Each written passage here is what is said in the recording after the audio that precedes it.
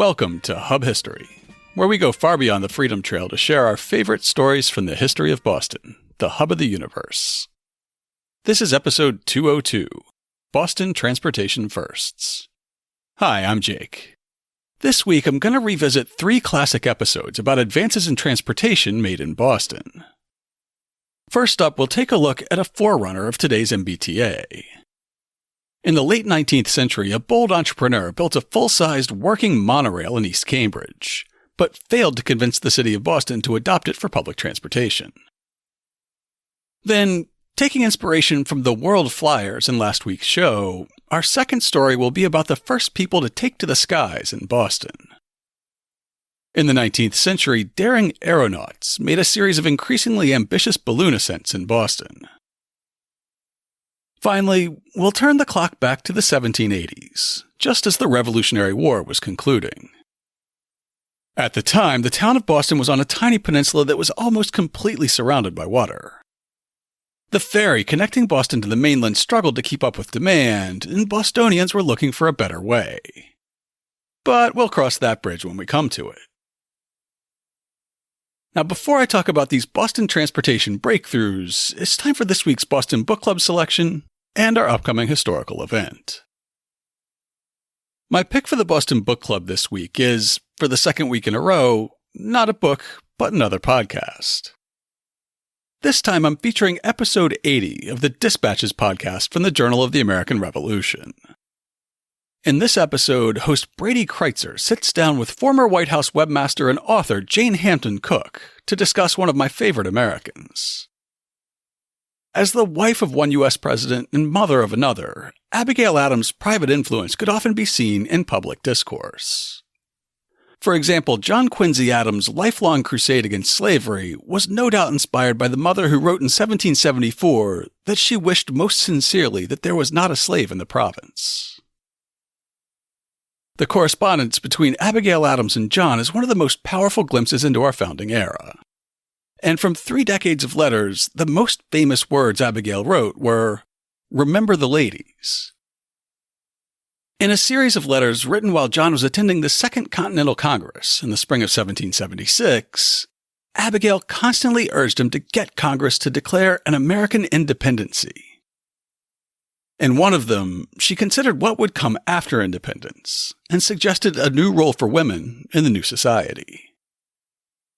On March 31st, 1776, she wrote, "By the way, in the new code of laws, which I suppose it will be necessary for you to make, I desire you would remember the ladies, and be more generous and favorable to them than your ancestors. Do not put such unlimited power into the hands of husbands. Remember, all men would be tyrants if they could. If particular care and attention is not paid to the ladies, we are determined to foment a rebellion, and will not hold ourselves bound by any laws in which we have no voice or representation. That your sex are naturally tyrannical is a truth so thoroughly established as to admit of no dispute. But such of you as wish to be happy willingly give up the harsh title of master for the more tender and endearing one of friend. Why then not put it out of the power of the vicious and the lawless to use us with cruelty and indignity, with impunity? Men of sense in all ages abhor these customs which treat us only as the vassals of your sex."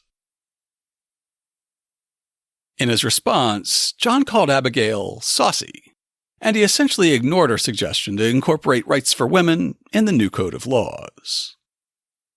The 19th Amendment granting American women the right to vote would take nearly 150 more years to pass. In the podcast, Cook will explore what John's dismissal of Abigail Adams' most famous letter tells us about her role in promoting women's rights in the early republic. And for the upcoming event this week, we again have an embarrassment of riches, with 3 great talks coming up back to back. First up is a bit of modern history from the Mass Historical Society. On September 21st, Luke Nichter from Texas A&M will be leading an online author talk about his book, The Last Brahmin, Henry Cabot Lodge Jr. in the Making of the Cold War. Here's how the MHS describes his talk. A key figure in American foreign policy for 3 decades, Henry Cabot Lodge Jr. of Massachusetts, a well-heeled Eastern establishment Republican, put duty over partisanship to serve as advisor to 5 presidents, from Dwight Eisenhower to Gerald Ford, and as United States Ambassador to the United Nations, Vietnam, West Germany, and the Vatican. Historian Luc A. Nichter gives us a compelling narrative of Lodge's extraordinary and consequential life, and his immense political influence. Henry Cabot Lodge Sr. has made a few appearances on the podcast, usually as a staunch opponent of women's suffrage. However, I don't think the younger Henry Cabot Lodge has made any appearances yet.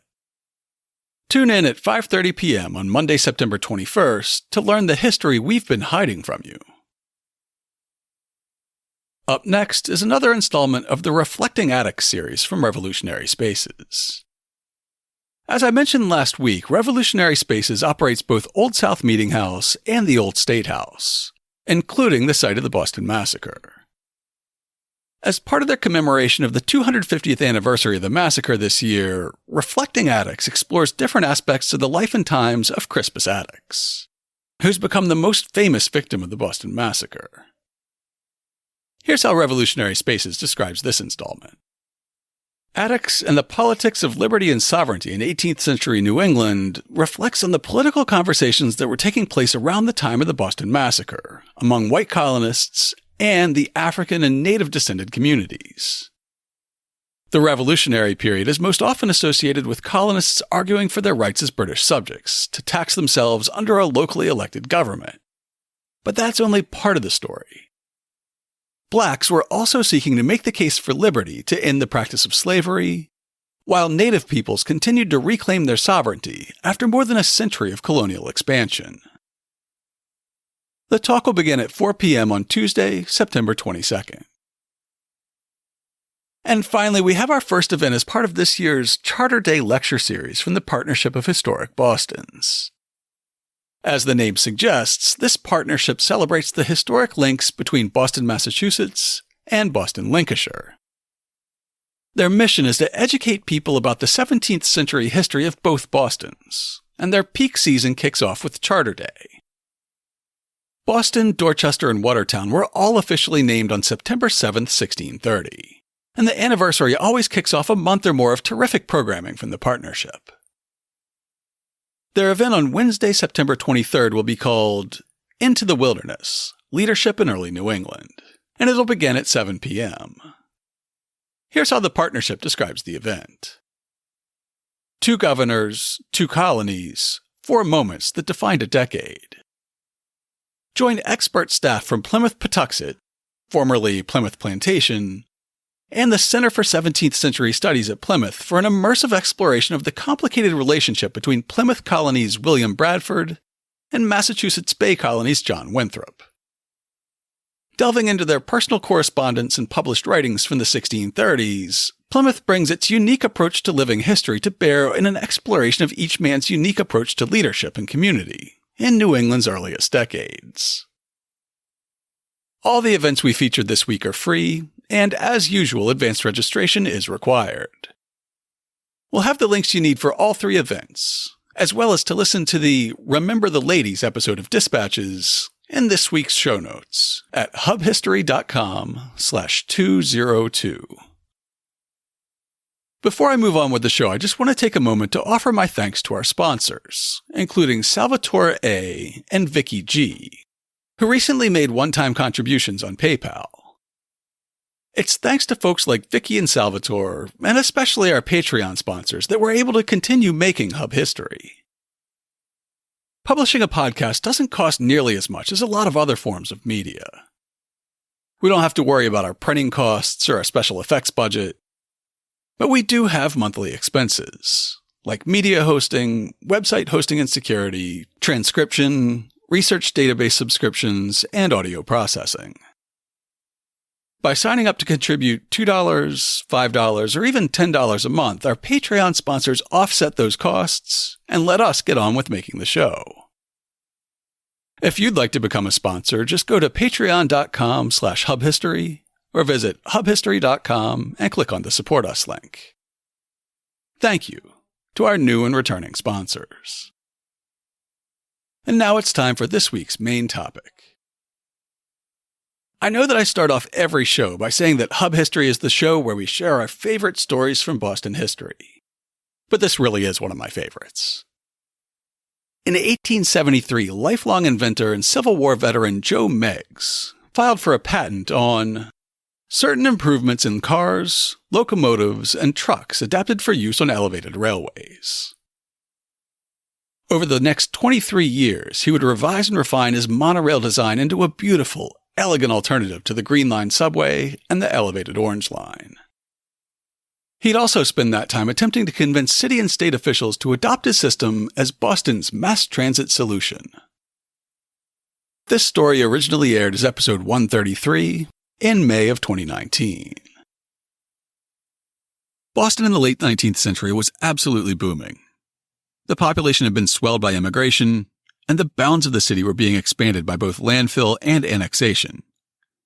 Railroads had opened up commerce with outlying areas, and our water and sewage infrastructure had finally been upgraded to support this growing population. However, the city's rapid growth and economic success moved faster than the city's street grid could be modernized. While many residents of Boston still lived within walking distance of their jobs, the new railways offered commuted rates for day passengers without baggage, allowing workers to begin commuting from the suburbs. Private carriages, hackney cabs, and heavy wagons were pulled by horses. By 1888, the West End Street Railway was operating thousands of streetcars, some drawn by horses, and others propelled by electric motors powered by overhead wires. While streetcars enabled people to get around, they did little to alleviate congestion, as they ran on the already crowded streets. The section of Tremont Street between Scollay Square and Boylston Street was pure havoc. It carried shoppers to and from the main shopping districts, as well as office workers and government officials headed to Beacon Hill. By the 1880s, streetcars would pack Tremont Street end to end at rush hour, and people said that one could walk from Tremont Temple to the Masonic Temple on their roofs without ever setting foot on the ground. The city was desperate to find ways to get some of this traffic off the streets, and was considering two competing proposals. One of these proposals was a subway. The idea of running an underground railroad wasn't entirely new. London had some steam trains running underground since 1863, and it was in the process of constructing an electrified subway that would open in 1890. Subways had the benefit of moving traffic off the city streets, while not adding a visible blemish to the cityscape. Out of sight, out of mind. Not everyone was thrilled about moving transit underground. Opponents even formed an anti-subway league that gathered signatures on petitions against the subway and planted editorials in the Boston Post with titles like, "Hideous germs lurk in the underground air."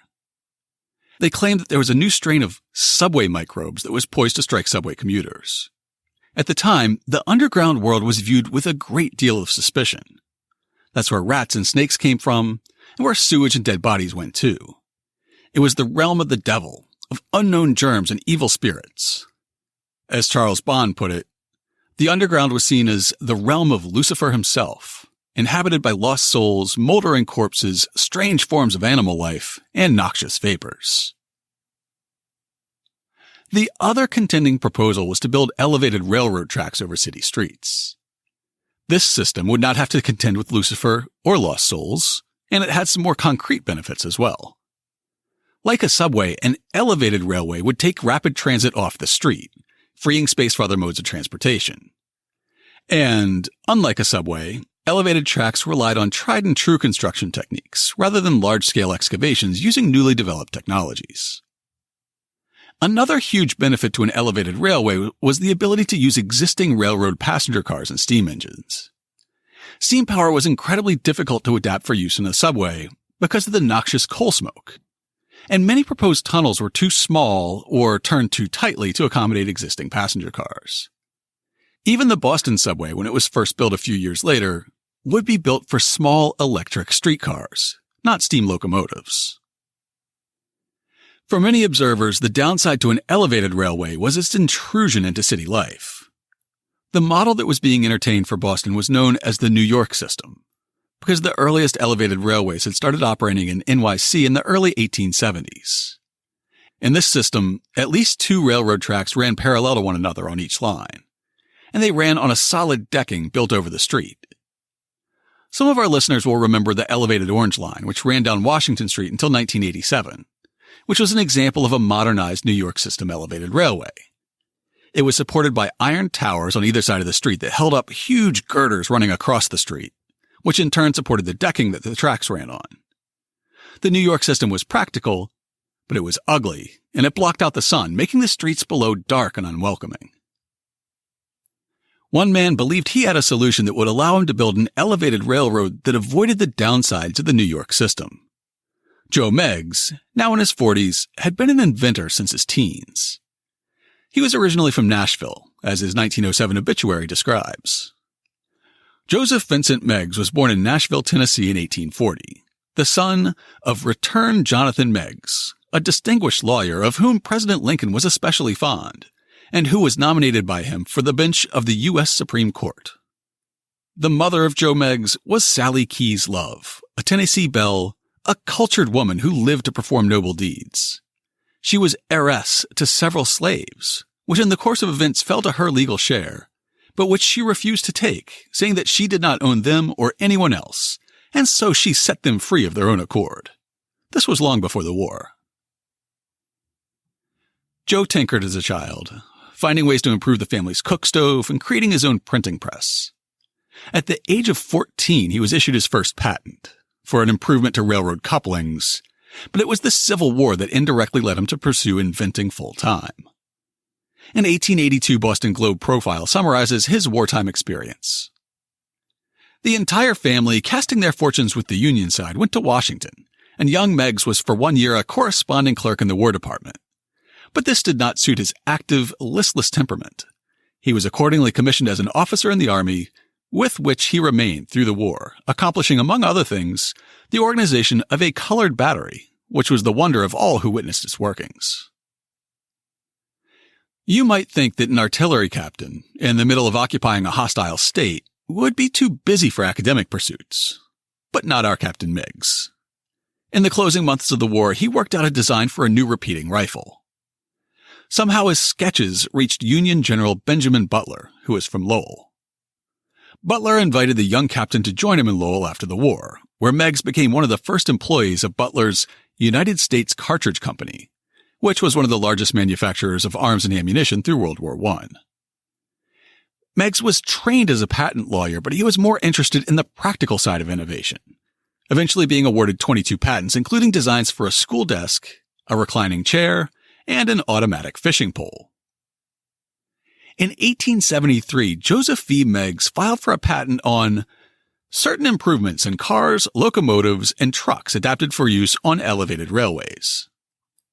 This was the first iteration of the Meggs system, which would be further refined and perfected during development in the 1880s. At a legislative committee hearing, Captain Meggs claimed that his system was superior to any yet known to the world, that it is best adapted to the streets of Boston, that it can be built at 50% the cost of any other system, that it will not impede the free passage of light and air, that it is absolutely safe, derailment being impossible, and that it is capable of a higher rate of speed and can start and stop more quickly than is possible under any other system.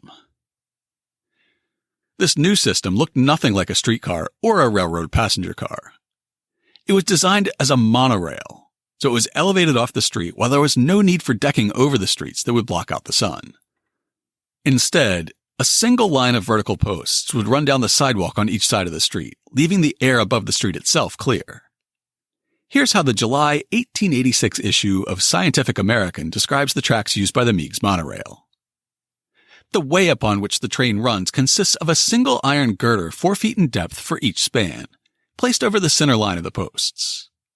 The girder carries an upper track beam and a lower track beam, upon the sides of each of which the rails, 4 in number, are placed. The 2 bearing rails, which carry the load of the train, consist of angle irons placed upon the outer upper edge of wooden stringers upon the lower track beam. 2 vertically placed rails for balancing or friction wheels are carried by the upper track beam. The usual length of post, 24 feet, would give a clear headway of 14 feet, 4 feet being taken up by the truss and 6 feet forming the foundation. So the track consisted of a row of posts with a single girder 14 feet overhead that carried 2 pairs of rails. A report written by an independent civil engineer in 1886 helps describe how this system worked, but we will include plenty of pictures in the show notes this week. The wheels that bear the weight, instead of being placed in the ordinary upright position, are fixed at an angle of about 45 degrees from the vertical plane. The bearing face of the wheels being grooved to fit down upon the angle iron supporting rail in the upper corners of the lower boom of the track girder, so as to bear both downward and inward on the rail. The locomotive has some minor novelties of construction besides the truck arrangement above alluded to, not necessary here to describe, but its main features are the horizontal driving wheels which pull the train by side pressure on the rails of the upper boom of the girder, and the hydraulic attachment by which the pressure or adhesion of these driving wheels upon the rails is created, maintained, and regulated at will by the engine driver. If you can, picture the single girder running down the top of a single line of posts. Now picture a train that straddles the girder with wheels on either side. A set of wheels that is angled inward toward the girder carries the train's weight, while above those horizontal wheels grip the top of the rails and provide power. Again, we'll have pictures in the show notes because this train is like nothing else you've ever seen. Besides the functional differences from a normal locomotive set, it was also cosmetically different. That Scientific American article describes how a cylindrical steam locomotive pulled a train of cylindrical passenger cars. The framing of the body is of light iron ribs bent in a circle, filled in by panels covered with rich upholstering, which covers all the interior. The exterior is sheathed with paper and copper. The cylindrical portion is 10 feet 8.5 inches in diameter. While adding to the strength, this form is expected to diminish the wind resistance fully 1/3. The interior of the car is light, roomy, and pleasing to the eye. The seats are upholstered like the rest of the car, and comfort and luxury have been carefully studied in every detail. At each window is a specially designed device for securing ventilation without the annoyance caused by dust. Meigs believed he had a solution to Boston's rapid transit woes, but he had to convince not only the city, but the state legislature. He went on a protracted publicity campaign, publishing a book on his system, writing letters to editors, and taking miniature models of his monorail to presentations in front of any group that would have him. A blurb in a February 1882 issue of the Harvard Crimson reads like one of our upcoming historical events. The elevated railway system as invented by Captain Joe V. Meigs will be explained to the public by working models, stereopticon views, etc., at Lyceum Hall Monday evening, February 20th at 7:30 o'clock. The public are earnestly invited to attend, as it will be one of the most interesting addresses ever given in Cambridge. Ladies and gentlemen are both invited to attend. Admission free.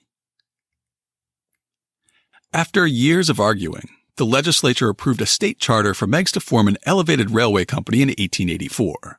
But there was one condition. He would have to build at least a mile of test track and run a successful test of his system. The July 1886 issue of Scientific American explains, "The Cambridge test track was made necessary by a section in the Act of the Massachusetts Legislature authorizing the incorporation of the Meigs Elevated Railway Company, which states that no location for tracks shall be petitioned for in the city of Boston until at least 1 mile of the road has been built and operated, nor until the safety and strength of the structure and the rolling stock and motive power shall have been examined and approved by the Board of Railroad Commissioners or by a competent engineer to be appointed by them." Over the coming year, Meigs filed for a new patent. This one covered his entire system, from the method of erecting posts, to the rails, switches, and wheels, to the cylindrical cars themselves. By early 1886, the East Cambridge test track was operational, and Meigs brought in a competent engineer, George Stark, to prepare a report for the Board of Railroad Commissioners. The structure has been erected wholly on made land, upon what was once the bed of Miller's River, and the mud underneath this made land is soft and deep. A rod of round iron, 5/8 of an inch in diameter, was easily forced down near the structure by one man in my presence, its entire length, 12 feet, without striking hard bottom. The difficulty of building a secure single-post structure on this foundation has, of course, been much greater than it would have been on ordinary solid land. Now, as a sidebar, I know Meigs was building an engineering prototype, but I wonder if he was also trying to create just a bit of a thrill ride. In this next paragraph from the engineer's report, tell me the test track doesn't sound like a roller coaster. In addition to this natural difficulty, Captain Meigs has purposely introduced artificial obstacles in his track for the purpose of showing that he can run his trains around curves of less radius and on grades of greater elevation than are now practicable on ordinary steam motor railways, and can safely pass horizontal or vertical angles in the track of very considerable deflection. One of his curves makes an entire semicircle with a 50-foot radius on a grade of 120 feet to the mile, and another turns nearly a quarter circle with a radius of 50 feet on a grade of 345 feet to the mile. The motive power and rolling stock submitted to my examination consists of a locomotive weighing about 30 tons, a tender weighing about 14 tons, and a passenger car weighing about 17 tons, making up a train of about 61 tons aggregate weight when empty. Accepting the distinctive running gear, or trucks, of this railway system, the general features of the motive power and rolling stock correspond to, or are supposed improvements upon, the locomotives and cars of ordinary steam railways. A cylindrical shape has been adopted for all the equipment, for which shape peculiar advantages are claimed as to the safety, convenience, and economy, and particularly as to offering less resistant surface to the wind. On April 29, 1893, the Cambridge Chronicle carried a brief piece detailing what's believed to be the last test run of the Meigs monorail. The engine and cars of the Meigs elevated railway, which have been in a dilapidated condition since the close of the establishment some 2 years ago, made a trial trip last week. How had such a promising system fallen so far, so fast? Things started to fall apart after a fire, which many believe to be an act of arson, destroyed a building and badly damaged the prototype passenger cars on the Cambridge test track.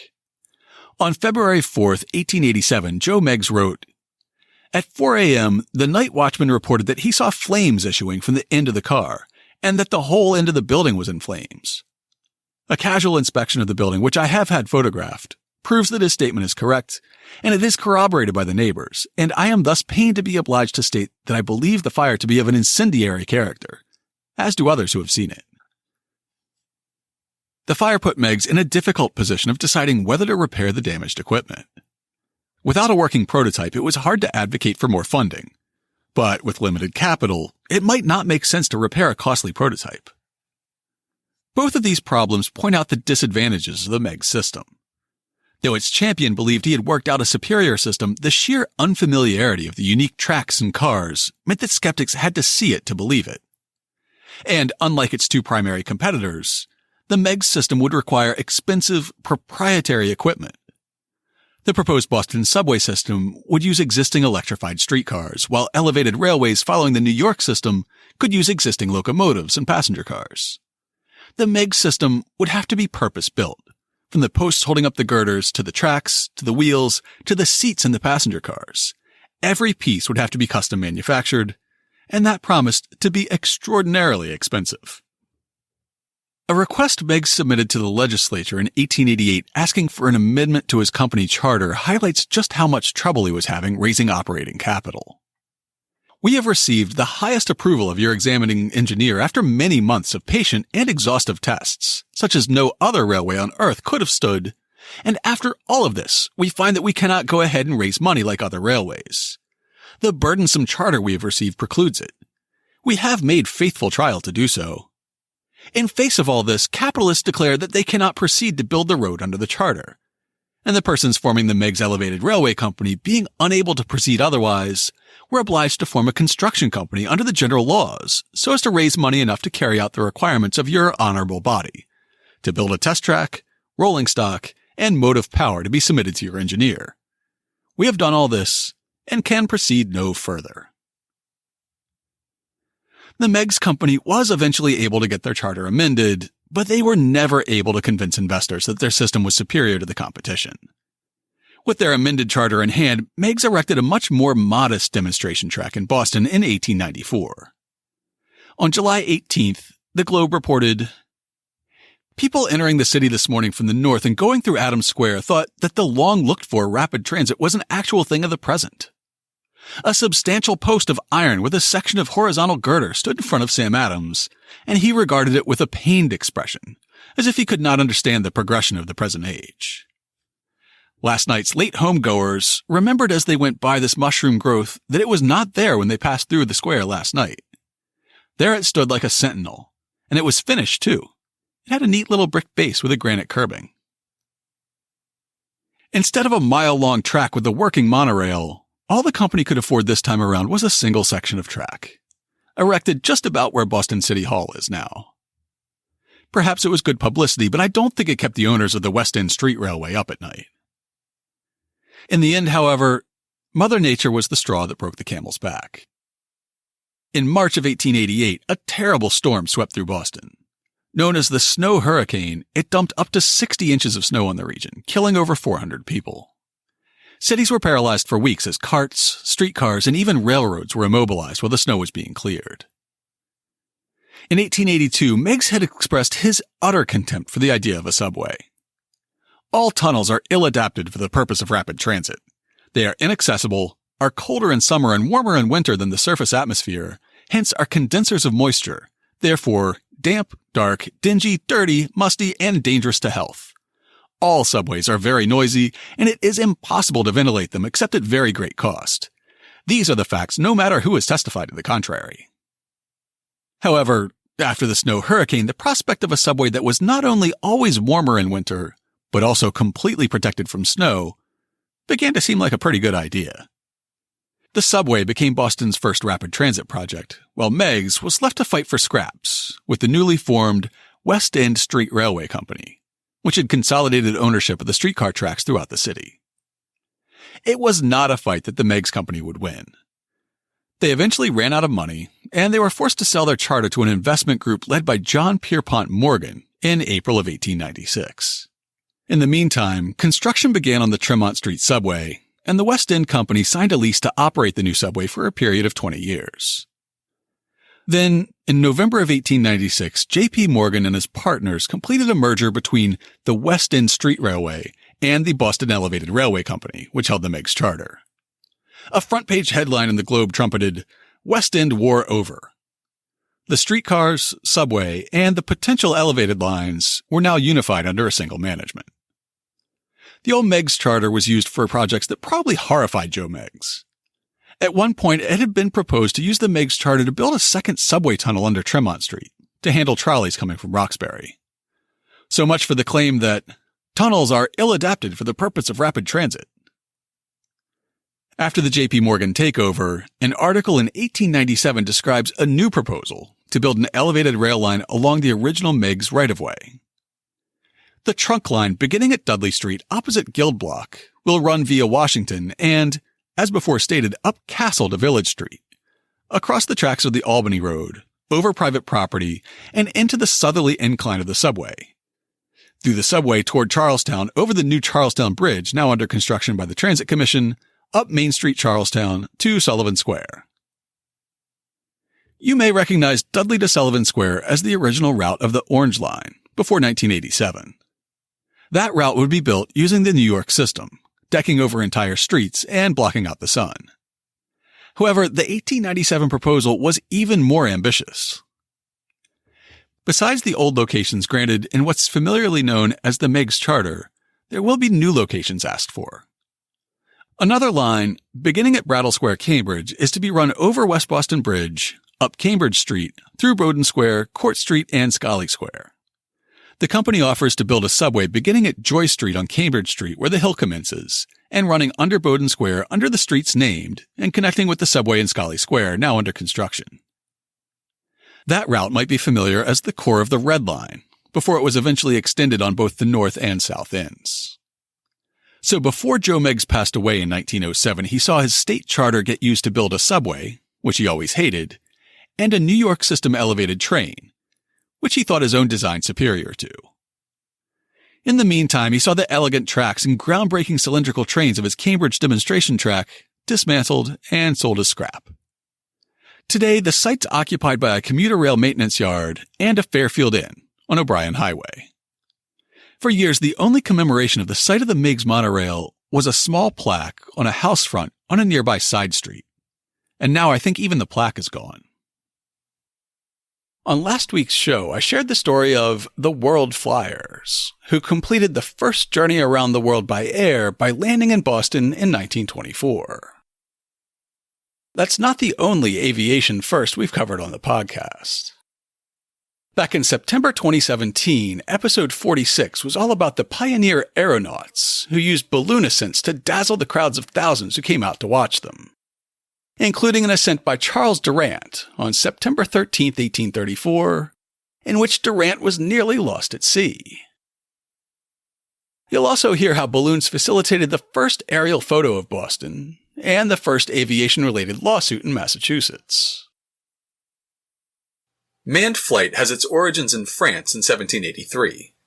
A couple of weeks ago in the podcast, we quoted a letter that John Adams wrote to Abigail from Paris in September of that year. He was eager to see Abigail, and said, "If the balloon should be carried to such perfection as to give mankind the safe navigation of the air, I will fly in one of them at the rate of 30 knots an hour." His confidence was a little bit premature, but it goes to show how much hype there was around balloons at the time. That summer, the Montgolfier brothers demonstrated a hot air balloon for the first time. Joseph Michel and Jacques Etienne were papermakers who had been experimenting with the idea of flight since they watched scraps of paper rising out of a fire.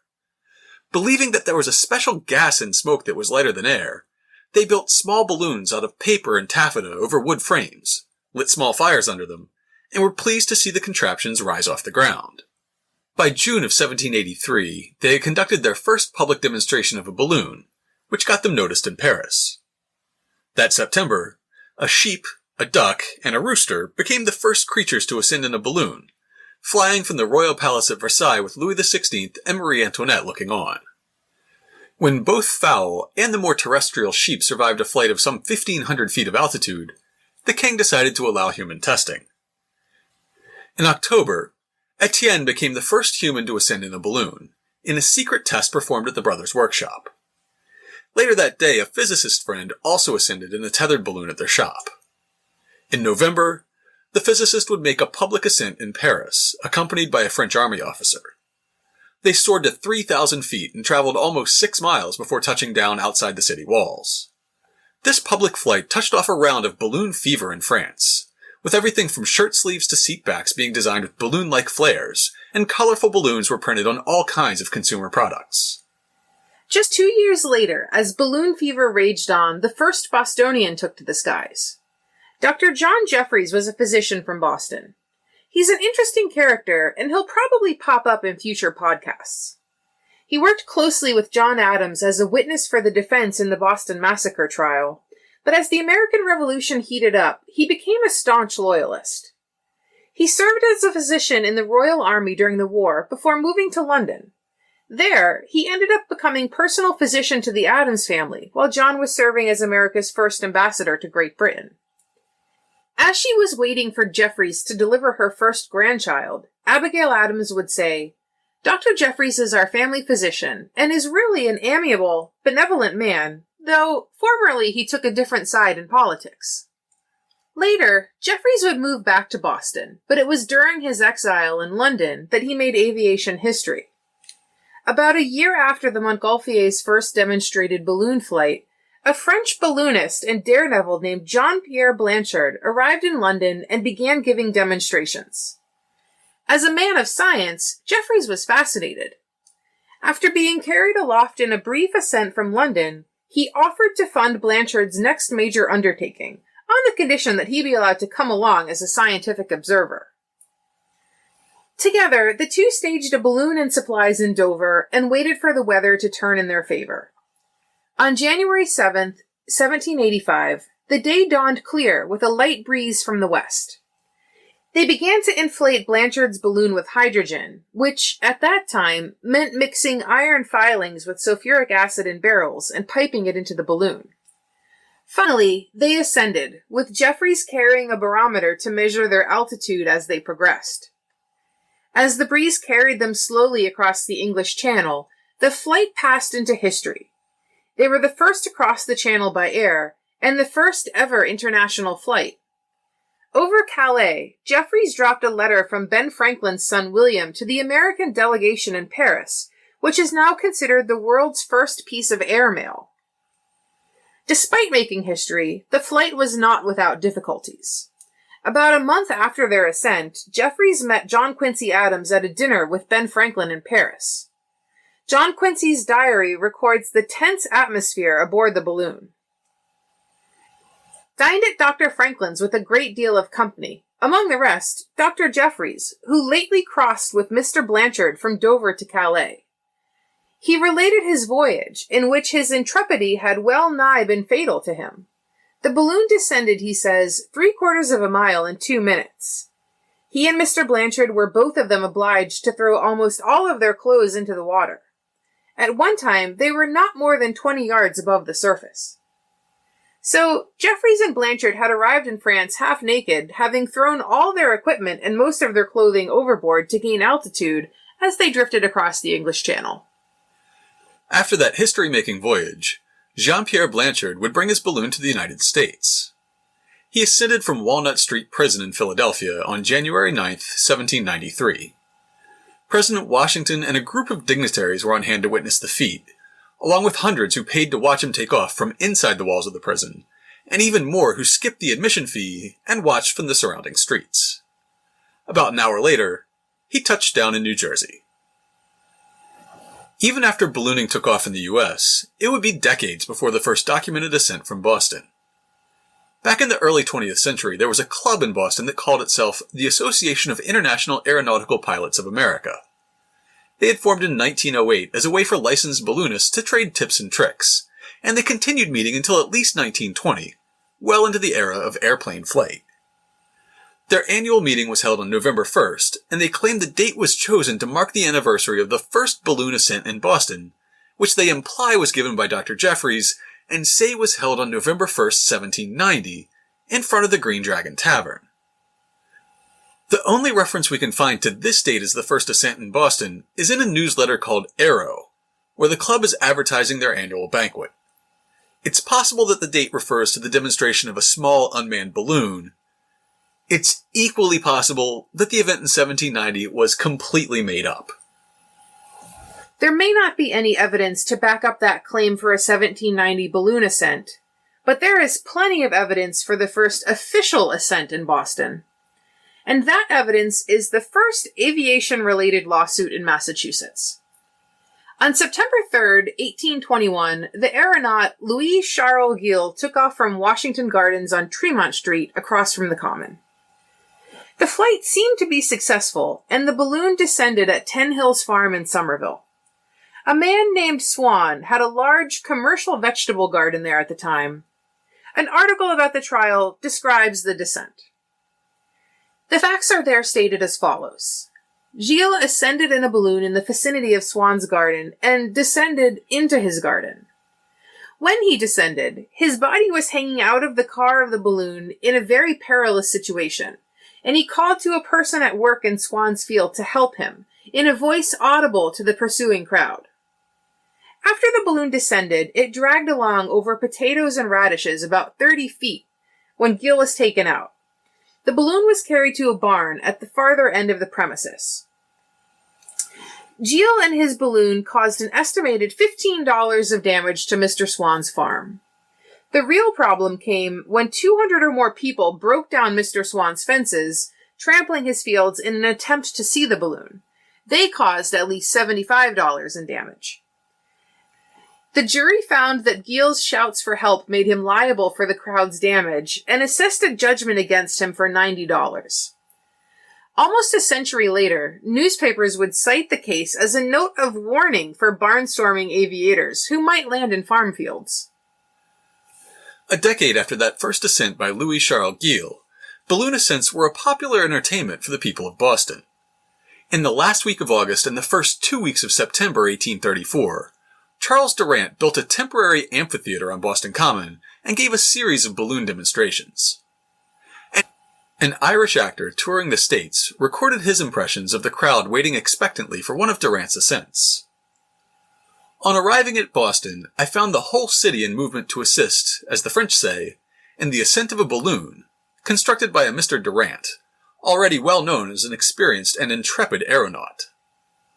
Purchasing a ticket for the amphitheater, a lofty temporary enclosure with rows of seats running round it, I fell into the crowd, and made my way across the common at the extremity of which the building in question was situated. On this day, the whole area was alive with expectant gazers, whilst the several lines of streets leading into it were thronged with hurrying reinforcements. Selecting a good point of vantage, I stood for some time examining the materials out of which this vast congregation was made up, and I have never seen a population whose general appearance would endure so close a scrutiny as well. I computed that the women outnumbered their less attractive companions by at least a third. These were all in holiday trim, of course, invariably well dressed, but commonly having a pretension to taste and style I have never elsewhere observed so universally prevalent amongst the same class. The men, both in air and dress, were inferior to their female friends, so much so that it was difficult to imagine them belonging to the same order.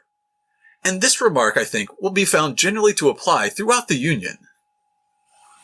After a time, I slowly made my way to the amphitheater, presented my ticket, and was admitted within the enclosure, where the arrangements for the flight were in busy progress.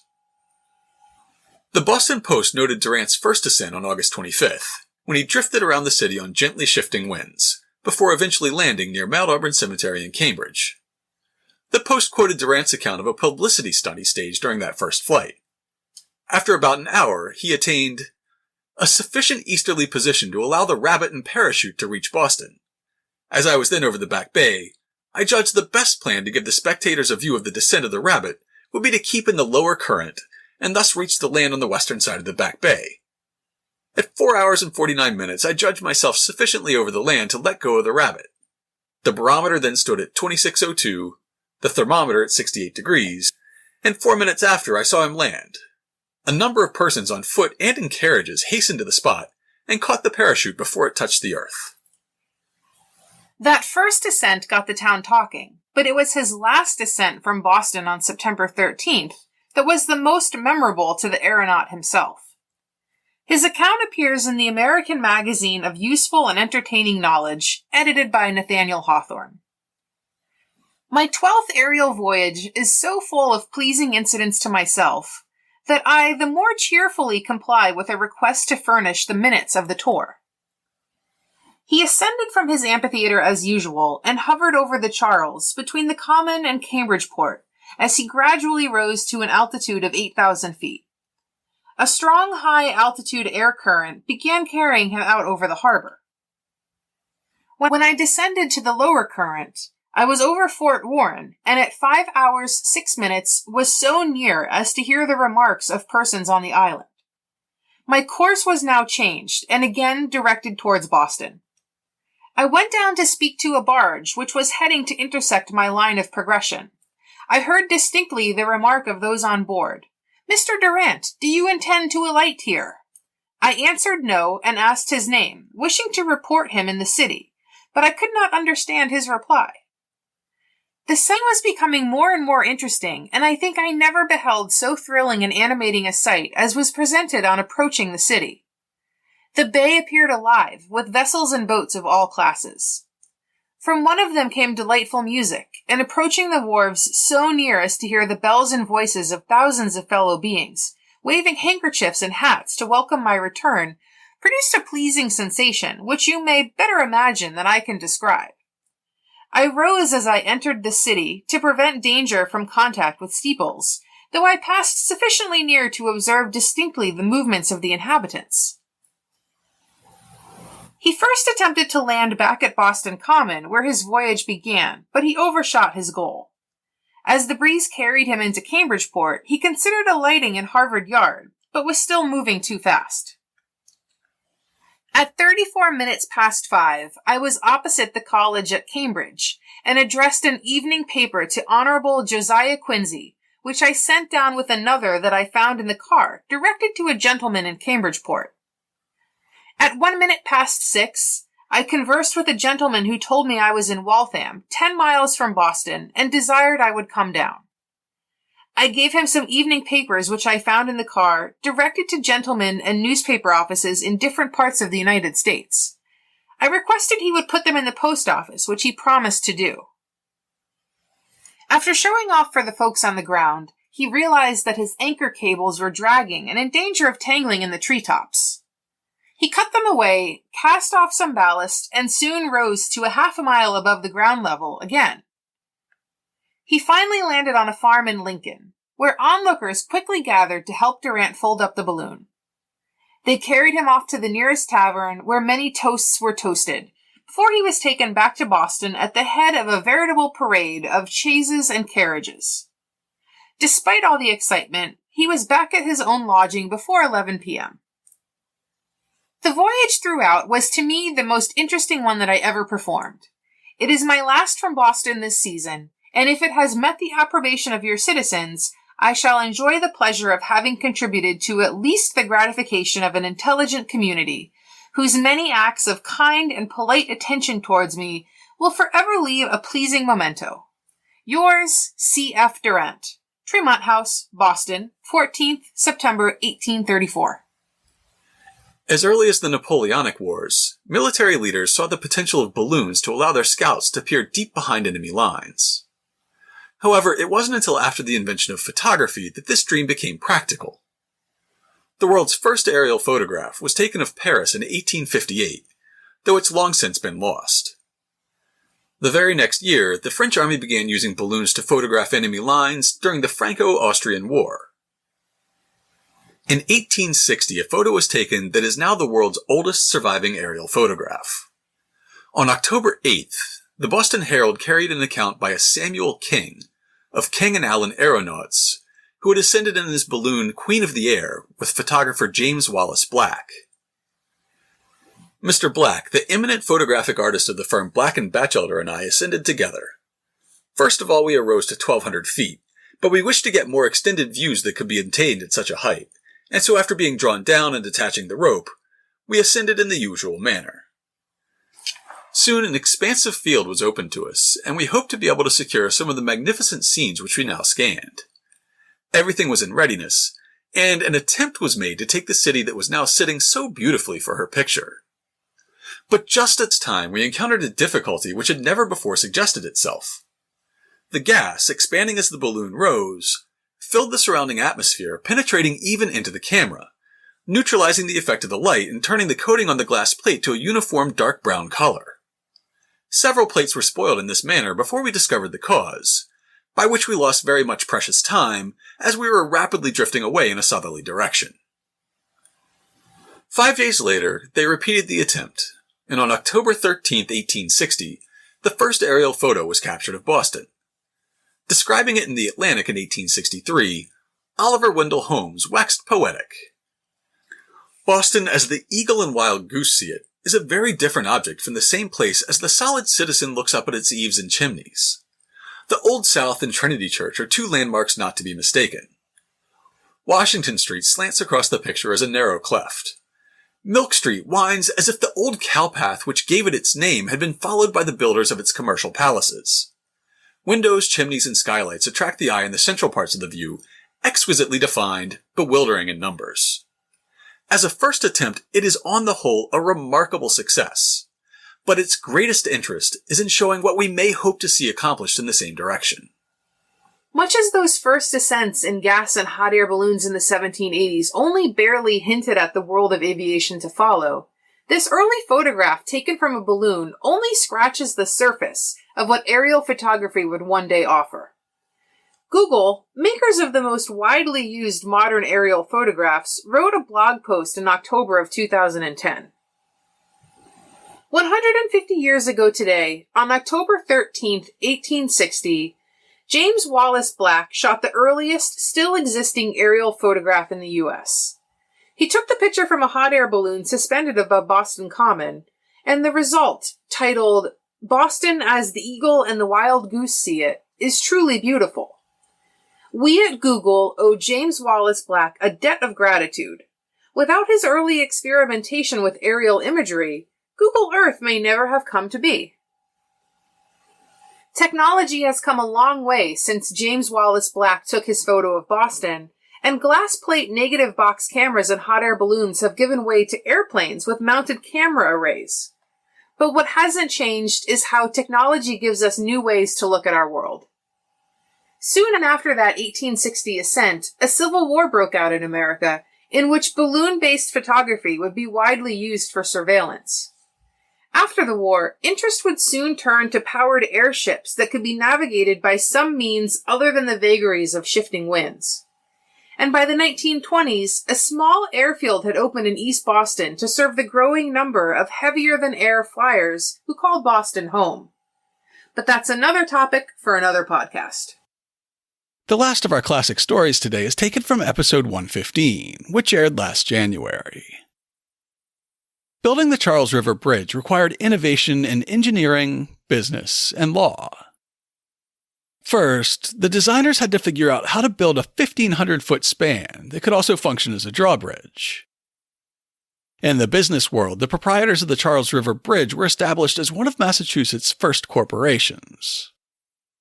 And on the legal side, the bridge and its proprietors were later the subject of a U.S. Supreme Court case, setting limits to private property rights. In the earliest days of the town of Boston, it was a small town on a tiny peninsula, only connected to the mainland by a narrow neck of land. If you've been listening to the podcast for a while, it's possible that you may have heard us mention this before. Militia units from around New England streamed into Cambridge and Roxbury to keep the British regulars trapped in the peninsular town of Boston. Boston transformed itself from a tiny town on a peninsula to a sprawling city. It was a small, densely populated city on a tiny, mitten-shaped peninsula. The tiny Shawmut Peninsula that comprised Boston. Before Boston was expanded by filling the salt marshes that surrounded the Shawmut Peninsula, John Winthrop and his Puritan followers settled on the tiny peninsula they called Boston. Back when Boston was a tiny village on the Shawmut Peninsula, the only road leading off the peninsula of Boston, New England militias rushed to surround Boston and trap the British regulars within the peninsular town. When I used to give tours of the Back Bay, I'd often use the night of Paul Revere's ride to illustrate how isolated Boston was at that time. Revere himself rode across the mouth of the Charles River from the north end to Charlestown, while the British troops took longboats from the foot of Boston Common to the Cambridge shoreline. At the same time, Courier William Dawes rode out Boston Neck, passing himself off to the British sentries as a drunken farmer who had dallied a little too long at the market. After he made it out through the gates, he had to ride through the farmlands and marshes of Roxbury and Brookline before he could finally cross at the Great Bridge in Cambridge, at today's Harvard Square. Revere's route out of town mirrored the earliest means for Bostonians to cross the Charles, established very soon after the town itself was founded. At a court of assistance holden at Boston, November 9th, 1630, it was ordered that whosoever shall first give his name up to Mr. Governor, that he will undertake to set up a ferry betwixt Boston and Charlestown, and shall begin the same at such time as Mr. Governor shall appoint, shall have 1 penny for every person, and 1 penny for every 100 weight of goods he shall so transport. Less than a year later, someone took the governor up on his offer. June 14th, 1631, the following entry was made in town records. Edward Converse hath undertaken to set up a ferry betwixt Charlestown and Boston, for which he is to have 2d for every single person, and 1 penny apiece if there be 2 or more. According to an 1899 pamphlet about the history of Boston's bridges and ferries prepared for the Boston Transit Commission, the proceeds generated by the ferry were in 1640 earmarked to support the relatively new college in Cambridge. On the 2nd of November, 1637, the ferry between Boston and Charlestown was referred to the governor and treasurer to be let at £40 per annum, beginning with the 1st of December, and from thence for 3 years. On the 28th of November, 1637, the ferry was so leased to Edward Converse. At a meeting of the General Court held on the 7th of October, 1640, the ferry between Boston and Charlestown was granted to Harvard College. As Boston grew rapidly during the Puritan Great Migration period, there was quickly more traffic than the ferry could handle, and it was headed in different directions than straight across the mouth of the river to Charlestown. As more and more people had business in Watertown or Cambridge, a route had to be laid out similar to the one that William Dawes would follow over a century later. As William Marchione wrote in his book Boston Miscellany, by 1662, traffic on the Roxbury Highway had grown to such an extent that a bridge was needed, to be known as the Great Bridge, the largest public works project yet undertaken in the Massachusetts Bay Colony. The Great Bridge proved difficult to build and even more difficult to maintain. The original span, supported by hollow logs filled with stones, was swept away by a flood in 1685.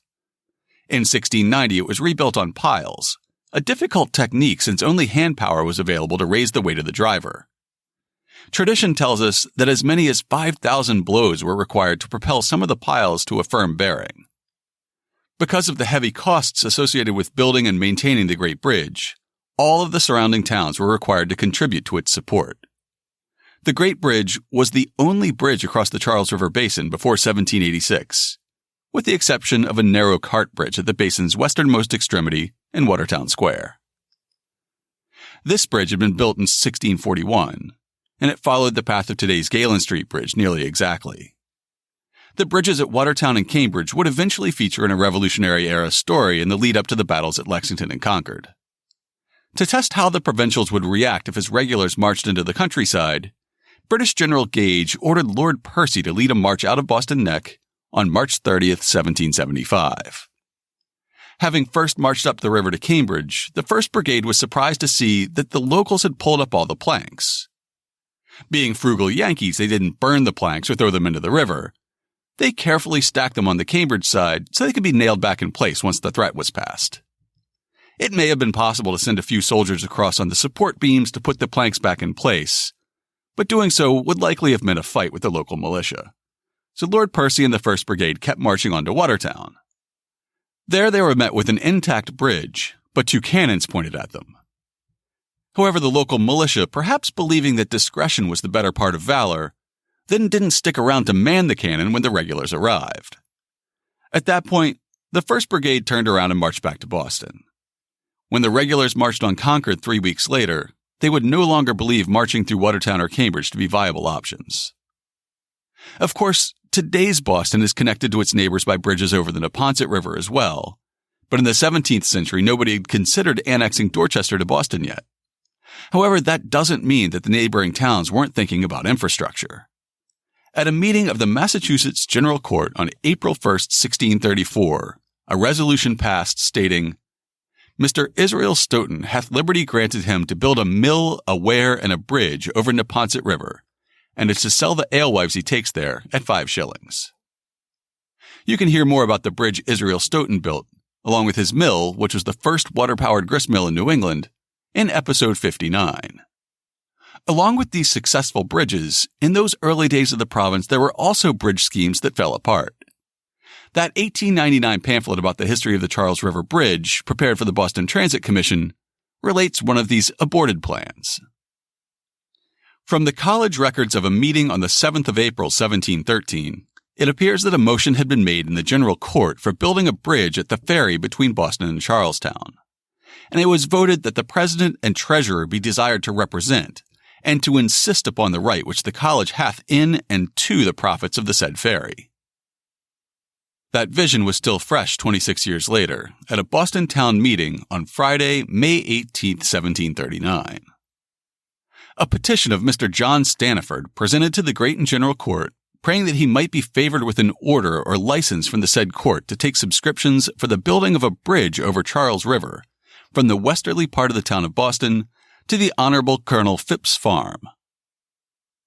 In that meeting, the resolution passed, and a committee of 7 was appointed to study the prospect of building a bridge.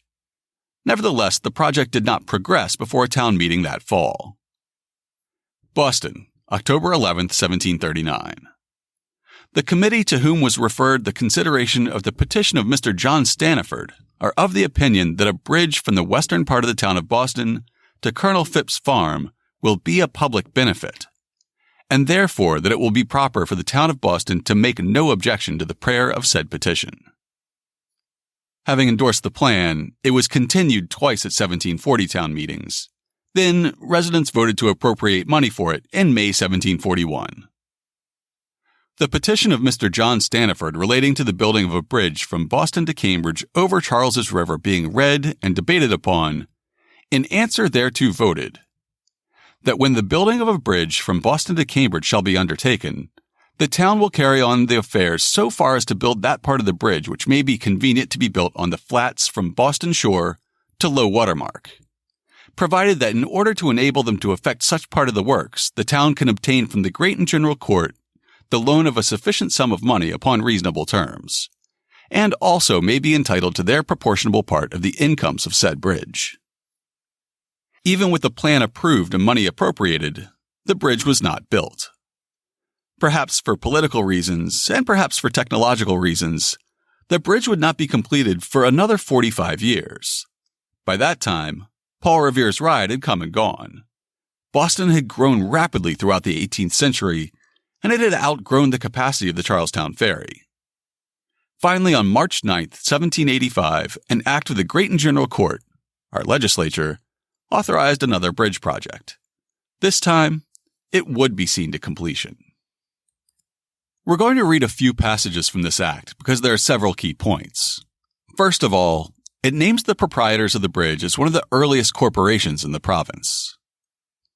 An act for incorporating certain persons for the purpose of building a bridge over Charles River between Boston and Charlestown and supporting the same during the term of 40 years.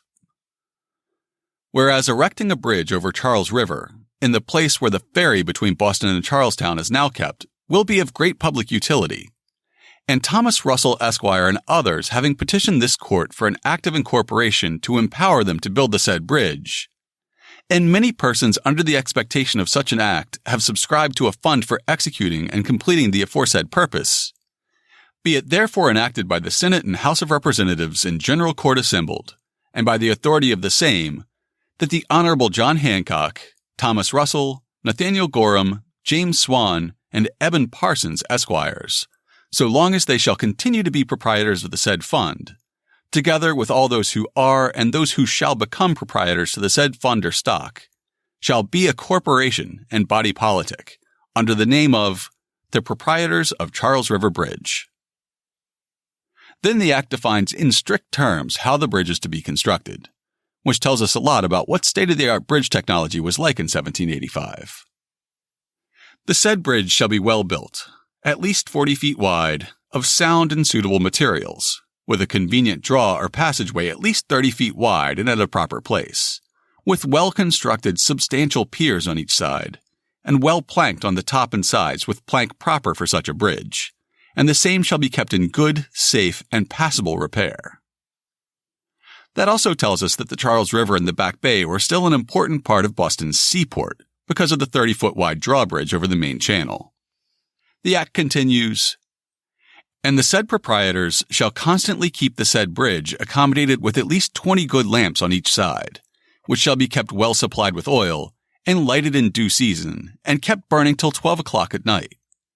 And also at the several places where the toll shall be received, they shall erect and constantly expose to open view a sign or board with the rates of toll of all tollable articles fairly and legibly written thereon in large or capital letters. And the draw shall be lifted for all ships and vessels without toll or pay, except such as usually pass under Cambridge Bridge and those passing for pleasure. So the Act prescribes a drawbridge with streetlights and toll booths, and it lays out both the tolls for anyone crossing the bridge and the way the tolls would be used for the benefit of Harvard, replacing the ferry fares that the college would no longer be collecting. That after the said toll shall commence, the said proprietors or corporation shall annually pay to Harvard College or University the sum of £200 during the said term of 40 years. And at the end of the said term, the said bridge shall revert to and be the property of the Commonwealth, saving to the said college or university a reasonable and annual compensation for the income of the ferry, which they might have received had not the bridge been erected. For Harvard's benefit, the following tolls would be charged. Each foot passenger or one person passing, 2/3 of a penny. One person and horse, 2 pence 2/3 of a penny. Single horse cart or sled or sleigh, 4 pence. Wheelbarrows, hand carts, and other vehicles capable of carrying like weight, 1 penny 1/3 of a penny. Single horse and chaise, chair, or sulky, 8 pence. Coaches, chariots, phaetons, and curricles, 1 shilling each. All other wheel carriages or sleds drawn by more than one beast, 6 pence. Sleighs drawn by more than one beast, also 6 pence. Neat cattle and horses passing the said bridge, exclusive of those rode, or in carriages or teams, 1 penny 1/3 of a penny. Swine and sheep, 4 pence for each dozen, and at the same rate for a greater or lesser number. And in all cases, the same toll shall be paid for all carriages and vehicles passing the said bridge, whether the same be loaded or not loaded, and to each team 1 man and no more shall be allowed as a driver to pass free from payment of toll. And in all cases, double toll shall be paid on the Lord's Day, and at all times when the toll gatherer shall not attend his duty, the gate or gates shall be left open. With the enabling legislation in place, work began on the bridge almost immediately. The 1813 historical sketch of Charlestown by Josiah Bartlett describes how the Charles River Bridge was built, while the construction was still fairly fresh in recent memory. This bridge, which was 13 months in building and considered as the greatest enterprise which had been undertaken in the country, is 1,503 feet long. It has 75 piers, each composed of 7 posts of oak timber, driven into the bed of the river and united by cap pieces and girts. The piers are connected with string pieces which are covered with 4-inch plank. The bridge is 43 feet wide with a railed way on each side for foot passengers. It has a draw 30 feet wide and is accommodated with 40 lamps. The depth of the water in the channel on high tides is about 40 feet. If that's accurate, then the builder stayed very true to the specifications set down in the act authorizing its construction. The grand opening of the bridge was timed to coincide with the 11th anniversary of the Battle of Bunker Hill. The 1899 Transit Commission pamphlet quotes a subsequent edition of the Massachusetts Sentinel to describe what that opening day was like. Saturday last was observed as a day of rejoicing, occasioned by the proprietors opening the new bridge over Charles River. This commodious and handsome structure is 1,470 feet in length and 42 feet wide within the railing. This bridge has been completed in 13 months, and whilst it exhibits the greatest effect of private enterprise within the United States, is a most pleasing proof of how certainly objects of magnitude may be attained by spirited exertions. The design of opening the bridge on the 17th of June, it was natural to suppose, would combine the most agreeable sensations, and it's certain that but few were disappointed. A huge parade was planned, marching from the old State House, which of course was then just known as the State House, down to the river, across the bridge, and up to Bunker Hill, with great pomp and circumstance, as the Sentinel continued. The company invited moved in procession from the State House precisely at 1 o'clock. 13 cannon were discharged from Copp's Hill while they were passing the bridge. It's computed that at least 6,000 people, besides horses and carriages, were upon it at the same moment. No one that remembered the confusion and horror with which the Battle of Bunker Hill was attended, the town of Charlestown in flames, and all assistance precluded by the astonishing fire of artillery, the movements of the hostile armies with their dreadful apparatus, the fatal crackling of the musketry, the wounded and dying carried off by their friends, and the apprehension seated on every brow lest the final period of American liberty had approached, could be an uninterested spectator of the joyous scenes which were now everywhere presented. The streets, the windows, and eminences in the neighborhood of the bridge swarmed with spectators to the amount of at least 20,000, and the ladies were particularly attractive. An elegant dinner for 800 persons was provided at the expense of the proprietors. Joy crowned the day, and in the evening the lamps were lighted on the bridge and produced not only a happy effect on the eye, but were very useful in directing the steps of some of the votaries of the rosy deity who returned to town between 10 and 11, with a band of music before them, inspired by the collective pressure of the scene, but above all by the generous draughts they had taken to commemorate this auspicious occasion. That very day, Lucy Cranch wrote a letter to her Aunt Abigail Adams, who was living in London during John's tenure as America's first ambassador to Great Britain. Having attended the grand opening of the bridge, Lucy seems to have been quite smitten. "You, my aunt, have given me an account of a ball. I will endeavor to give you a description of the parade at the opening of Charlestown Bridge. If I had your descriptive pen, I might give pleasure. I am sure you would have felt as much interested in it as you do at a birthnight ball." It was on the 17th of June, the anniversary of the day which beheld Charlestown in flames. Sister and I went to town to see. The proprietors of the bridge invited each branch of the legislature, the governors of the college, the clergy, the lawyers, and a large number of gentlemen besides, to an entertainment on Bunker Hill, on the very spot where the memorable battle was fought, and where the military glory of our country began. We went to Charlestown in the morning that we might have a full view of the procession, It went from the State House in Boston. The appearance most pleasing to me was that of the artificers who had been employed in the bridge. They walked directly after the artillery, each of them carrying one of the instruments they had used in forming that stupendous work. What a striking contrast to that day 11 years when every mechanic threw down the harmless instruments of industry and caught hold of the sword and rushed impetuous to the fight. After the artificers followed the proprietors, then the governor, lieutenant governor, council, senate, representatives, etc., to near 1,000 gentlemen who dined upon the hill. When the procession came down to the draw, which was then first passed, the cannon were fired and the bells rang. After dinner, 13 toasts were drunk as usual, and a number of patriotic songs were sang accompanied by a band of music. The one composed upon the occasion I will enclose to you. I never saw such a vast crowd of people in my life. They poured in from every part of the country. The bridge looks beautiful in the evening. There are 40 lamps on it. Cousin Charles and my brother were with us. Mr. JQA is too much of the philosopher and student to be at such a frolic. It could not draw his steadiness aside. We sometimes fear he will injure his health by his very great attention to his studies. He is determined to be great in every particular.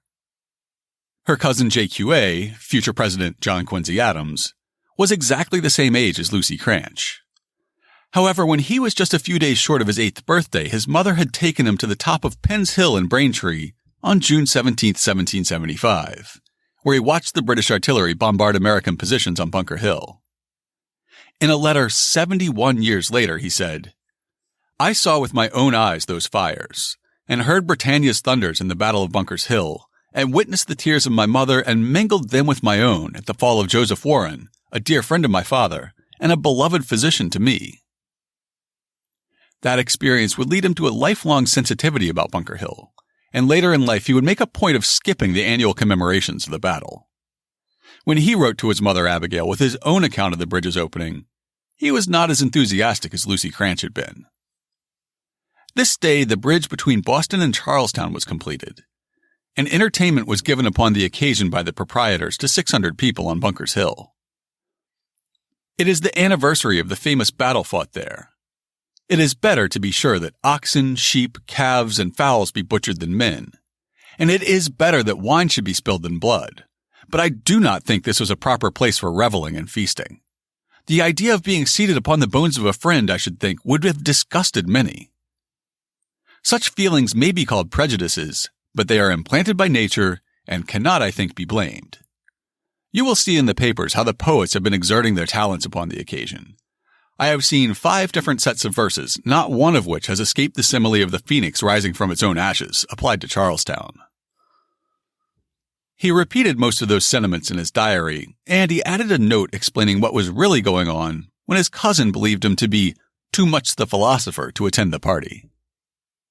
All the tutors were gone, so that we had no prayers in the afternoon, and there were not more than 30 persons in the Commons.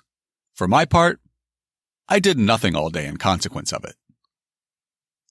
I went looking, but I couldn't find one of the Phoenix similes from June 17th that John Quincy referenced. However, this July 4th oration delivered in Charlestown just a few weeks later seems to follow the same form. The sound of the trumpet and the alarm of war are no longer heard in our land. We may now, with the highest satisfaction, anticipate the future glories of these United States, and with pleasure behold our demolished towns, like the phoenix from her ashes, rising to our view with improved beauties. While the historian records the destruction of Charlestown and the ever-memorable battle on Bunker Heights, he will not be unmindful to relate that from the ruins of the old, a new town is now rising, on a more enlarged and regular plan. Nor will he forget to notice with equal admiration the enterprise and ingenuity of our inhabitants in the rapid construction of the extensive and noble bridge across Charles River, which joins her to this metropolis. May the late sufferings of our friends and neighbors be more than compensated by their future advantages. May the origin of their distress prove the instrument of their growth and prosperity. For about 7 years, the Charles River Bridge enjoyed a near monopoly on traffic in and out of Boston. You could ride upriver to the Great Bridge in Harvard Square, or you could take a ferry to Chelsea, but you would probably rather pay a nominal fee and ride or walk right across the river to Charlestown. All that began to change in 1792, when another bridge was proposed for Boston. Eventually known as the West Boston Bridge, this bridge would be much longer than the original Charles River Bridge. The January 7th edition of the Columbian Sentinel carried an advertisement for the new venture. As all citizens of the United States have an equal right to propose a measure that may be beneficial to the public or advantageous to themselves, and as no body of men have an exclusive right to take to themselves such a privilege, a number of gentlemen have proposed to open a new subscription for the purpose of building a bridge from West Boston to Cambridge at such place as the General Court may be pleased to direct. A subscription for 200 shares in the proposed bridge will this day be opened at Samuel Cooper's office, north side of the State House. The proprietors of the West Boston Bridge were also incorporated by the state and granted a monopoly. Because the business of the Charles River Bridge would obviously be impacted by a new bridge, the legislature extended their original 40-year charter by an additional 30 years. Harvard College would collect a share of tolls from both bridges. An article in the Cambridge Tribune from March 11, 1893, reflected on the 100th anniversary of the act establishing the bridge. The proprietors of West Boston Bridge were incorporated by the legislature of 1792, and the act was approved by John Hancock, then the governor, on March 9th of that year. By this act, the proprietors were empowered to build a bridge and causeway from the westerly part of Boston, near the so-called Pest House, to Pelham's Island in Cambridge, and were also required to make and maintain a good road from Pelham's Island aforesaid to the Cambridge Road, the bridge to be not less than 40 feet wide, to have a footway on each side, railings on the outside of the bridge, and also railings between the footways and the carriageway, and to be lighted with lamps the same distance apart as provided for Charles River Bridge to be kept burning till midnight.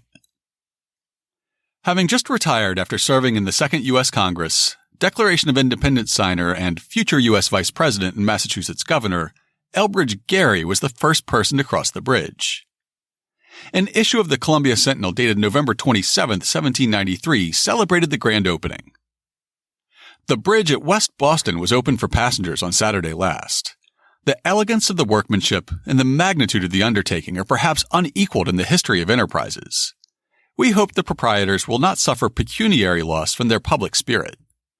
They have a claim on the liberality and patronage of the government, and to these claims, government will not be inattentive. Another witness to the opening described it as a magnificent structure. It was erected at the expense of a company incorporated for that purpose and cost $76,700. The causeway on the Cambridge side was begun July 15, 1792, the woodwork April 8, 1793. The bridge was opened for passengers November 23, 1793, 7 months and a half from the time of laying the first pier. It is very handsomely constructed, and when lighted by its 2 rows of lamps extending 1.25 miles, presents a vista which has a fine effect. It stands on 180 piers and is 3,483 feet long. The causeway is 3,344 feet, and the distance from the end of the causeway to the first church in Cambridge is 7,810 feet. It's 40 feet wide, and it's railed on each side for foot passengers.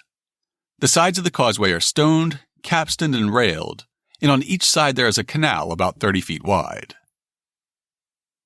In 1828, construction began on yet another new bridge across the Charles.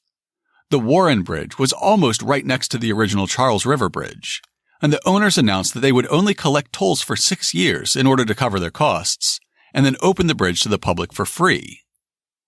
As you might imagine, this proposal was more popular with the public than it was with the proprietors of the Charles River or West Boston bridges. When the new bridge opened, the revenue of the Charles River Bridge fell by over 60%, and the proprietors of the Charles River Bridge sued the owners of the Warren Bridge in a case before the Massachusetts Supreme Judicial Court. When the Warren Group won their case before the Mass SJC, the proprietors of the Charles River Bridge appealed the decision to the U.S. Supreme Court, in a case that Lawrence W. Kennedy described as a landmark decision in constitutional law that established the principle that charter rights granted by the state were not absolute and exclusive.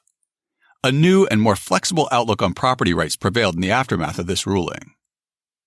In Inventing the Charles River, Carl Hagelin gives an overview of the case. The first arguments before the Supreme Court were presented in March 1831, but less than a week later the court, failing to reach a decision, ordered the case continued. A motion for re-argument was accepted in 1833, but the arguments were not presented. One justice died, and another resigned the following year.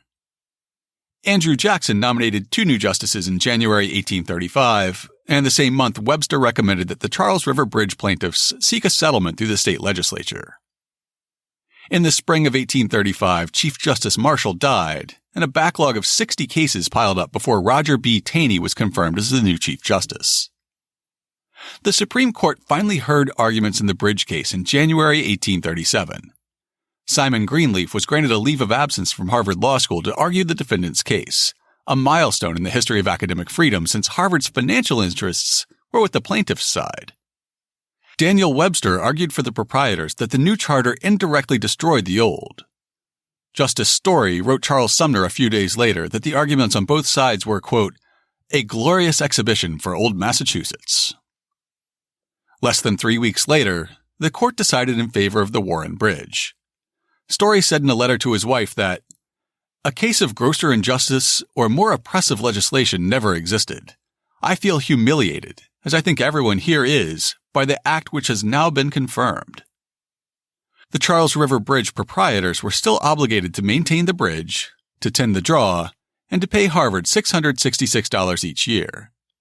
They petitioned the legislature for release from those obligations and for compensation for the loss of their property. The legislature not only refused to offer compensation, but declined to even study the value of their franchise. The Bridge Corporation responded by raising the draw and closing the bridge. 4 years later, in 1841, the legislature approved a bill offering $25,000 in settlement to the proprietors.